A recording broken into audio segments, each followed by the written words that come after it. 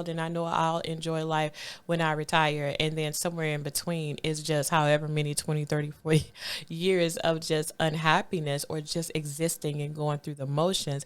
But I'm here to tell you that all stages of life are meant to be lived and enjoyed, meaningful and excited, not just the beginning and not just the end stages, but every part of your life is supposed to be meaningful, exciting, and enjoyable. And knowing that you're living your life in aligned to your purpose is the key to doing that. Knowing that you're living your life in alignment with your purpose is the key to living a happy, successful, fulfilling life. Now, there are some advantages to knowing and discovering your purpose, and that's what we're going to be discussing on today. So let's dive right in. The number one, or not the number one reason why it is important or beneficial to discover your purpose is simply because you'll enjoy focus and clarity. When you're not spending time and effort on the things that matter to you, your focus is elsewhere. And when you're not clear on your purpose, it's hard to make effective decisions. And that was me for a long time. Like I couldn't make I was making a lot of decisions. I was making a lot of poor choices, but I really wasn't making effective decisions.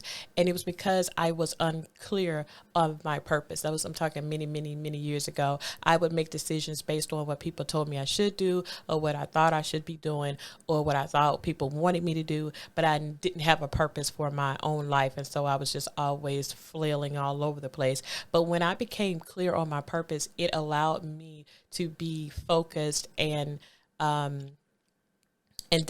only dedicated, but focused and clear.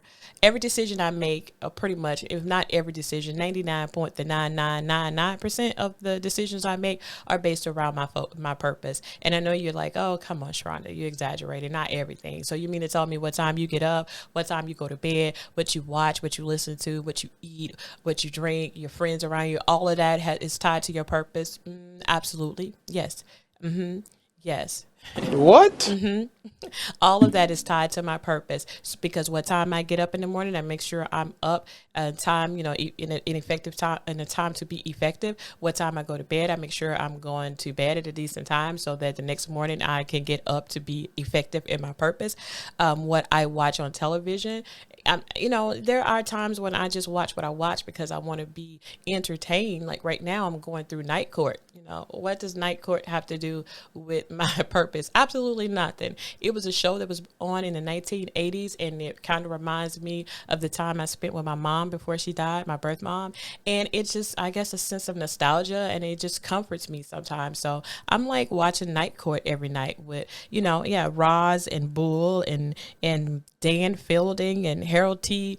What's his name? Stone and Mac. None of those have anything to do with my purpose. That Dan Fielding, though, man, I had a crush on him when I was younger. Dan was the man. I think his name is John Larroquette. Well, that's a different story.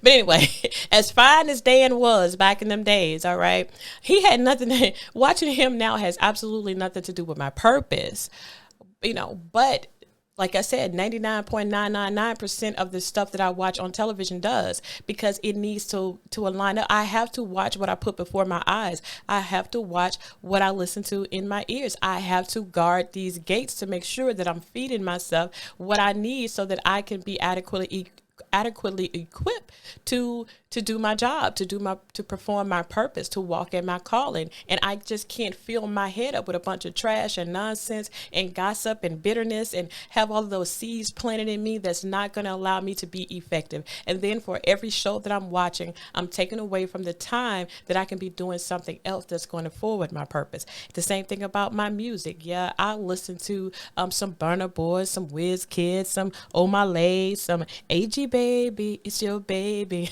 some Fino, all of those good things, Tobag, but at the same time, I listen to JJ Hairston, I listen to Michael Lee, I'm listening to Jacqueline Carr. I'm also trying to harmonize these things because I give so much. I'm always pouring out with my purpose. My purpose is to equip, empower, inspire, and serve, right? So because I'm always pouring out, I need someone to pour back into me. I'm pouring out when I'm talking to my clients. I'm pouring out when I'm teaching. I'm pouring out on these podcasts. I'm pouring out when I'm talking to my patients. I'm always giving, giving, giving, and just listening to random African beats and rap and all of this other stuff. Trap music is not going to help my spirit. It's not going to benefit me any other than entertainment.